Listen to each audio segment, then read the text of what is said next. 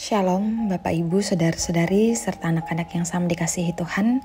Selamat pagi, selamat menikmati hari baru, hari pemberian Tuhan.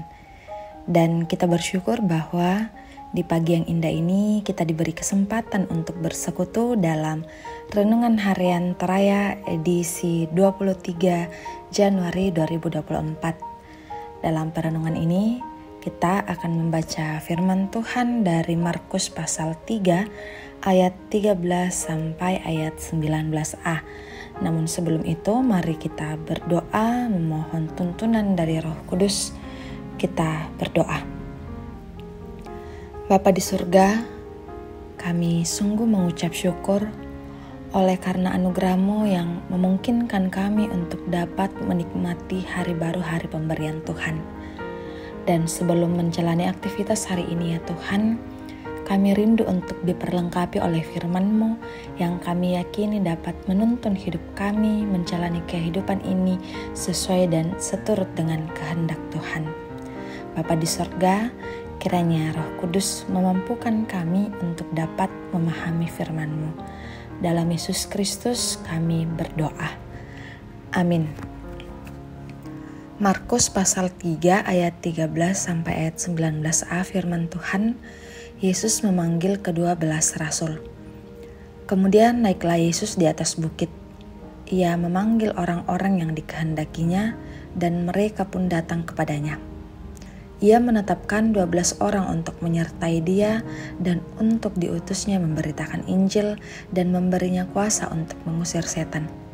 Ke-12 orang yang ditetapkannya itu ialah Simon yang diberinya nama Petrus, Yakobus anak Zebedeus, dan Yohanes saudara Yakobus, yang keduanya diberinya nama Boanerges yang berarti anak-anak guru.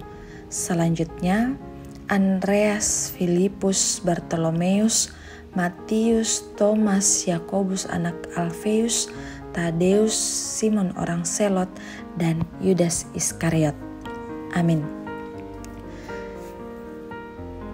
Mengenal Dia yang kita layani, atau untan daitongan puang tuus suaki emak kamaya. Itulah tema kita di pagi yang indah ini. Bapak Ibu saudara-saudari yang terkasih, pemilihan dan pengutusan ke-12 rasul merupakan perikop yang selalu menarik untuk direnungkan.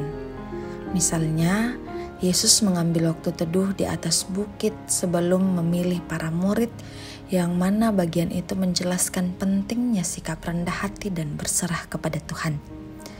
Hal ini adalah Yesus hanya memanggil mereka yang dikehendakinya. Poin itu menandakan kebebasannya untuk memilih dan mengutus pelayanannya. Lebih lanjut, respon mereka yang terpanggil juga menarik karena mengantar setiap kita untuk merespon panggilan dan pengutusan Tuhan.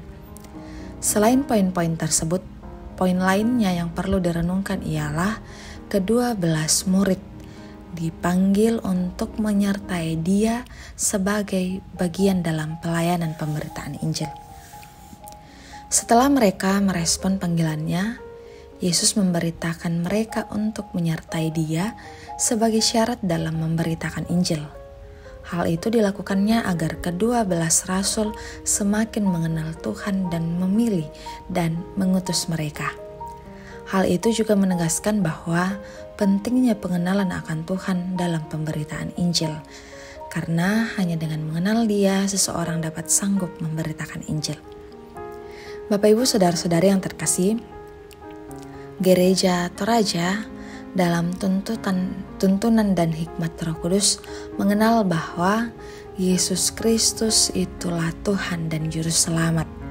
Di luar Yesus tidak ada Tuhan dan Juru Selamat lain. Pengenalan itulah yang mewarnai pelayanan Gereja Toraja. Pertanyaan relektifnya adalah, sudahkah kita mengenal Dia yang kita layani? Pengenalan yang benar akan Tuhan mengantar kita pada pelayanan yang membawa damai sejahtera bagi semua. Amin. Mari berdoa. Bapa di surga, kami sungguh menikmati akan kebenaran firman-Mu yang telah kami renungkan bersama di pagi yang indah ini.